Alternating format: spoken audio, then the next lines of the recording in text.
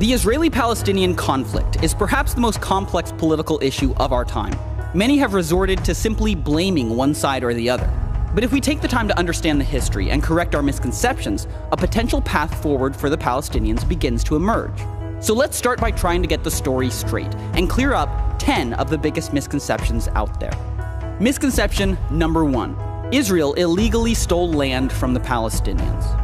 In 1947, the UN voted to give land to both the Jews and the Palestinians.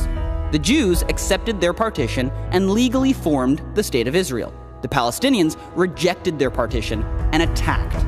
Even after losing the war, the Arabs still had most of the land from the UN ruling. Which leads us to misconception number 2.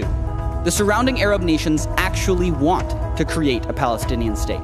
So after the war, the West Bank and Gaza were controlled by Jordan and Egypt for 19 years.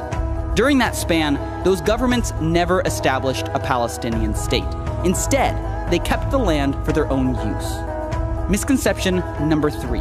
The Arab nations want to solve the refugee crisis. Palestinians have settled in Arab nations throughout the Middle East. These nations could solve the crisis immediately by granting refugees equal rights, but instead, they refuse to let them vote, own land, or even study in public schools. Ironically, the only country to grant them full citizenship rights is Israel, which absorbed 156,000 Arabs after the 1948 war, and even today, Arabs hold seats in the Israeli government and Supreme Court. Misconception number 4.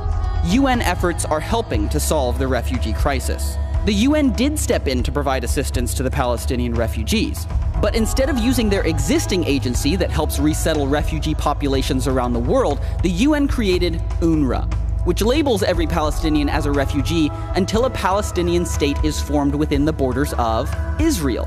This makes it more difficult for Palestinians to thrive in their host countries and locks them into perpetual refugee status, passing it on to their children, grandchildren, and great-grandchildren, swelling the refugee population from 500,000 in 1949 to nearly 5 million today.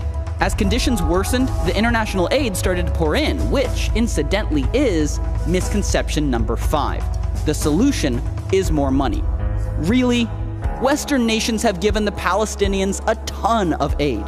Even taking inflation into account, they've been given 25 times more money per person than Europe was given to rebuild after World War II. Where's the stable economy? Where's the improved infrastructure? That money sure could have helped, but it was given to some leaders who had a different agenda, which brings us headlong into misconception number 6. Forming a state is the primary goal of top Palestinian leaders. All of this international aid did go to help ease one man's suffering, Yasser Arafat. After his death, accountants hired by Arafat's own family discovered secret investments worth more than $1 billion. That income stream would be threatened if a new state was formed, which gives leaders like Arafat, or Mahmoud Abbas for that matter, a billion-plus reasons to never actually sign a peace treaty. Which leads us to misconception number 7. Israel has a true peace partner.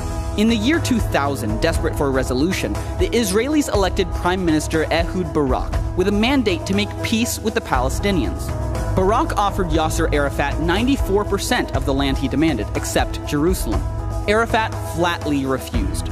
President Clinton blamed the failure of the best chance at peace in 60 years squarely on Yasser Arafat. Which brings up perhaps the most common misconception of all. Number 8. Israel just needs to give up land for peace. The last time Israel tried this was in 2005. They forced thousands of Jewish settlers out of Gaza, and in exchange, the Palestinian leaders promised peace. But when the Israelis moved out, the Palestinians voted Hamas in. Yep, they elected a terrorist organization who, since taking power, has fired more than 10,000 rockets into Israel. Surprised? Then you've probably bought into misconception number 9. Most Palestinians want a lasting peace with Israel.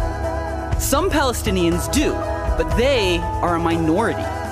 For 60 years, Palestinian educational leaders have fed their children a steady diet of hate, idolizing suicide bombers and celebrating death right in the classroom. And finally, misconception number 10. Giving the Palestinians a state now is the only solution to their suffering. This has been the only approach tried for the last 60 years. But these are people we're talking about, and waiting until they have a state to give them equal rights has only made things worse. Currently, Israel is the only nation to grant full rights to the Palestinians within their borders, but by granting them equal rights in every nation where they live, we could immediately increase the quality of life for every Palestinian. Let's be honest, these misconceptions have concealed potential solutions. When we take time to clear up confusion and face reality, we begin to uncover the truth. And that's when real progress towards justice can begin.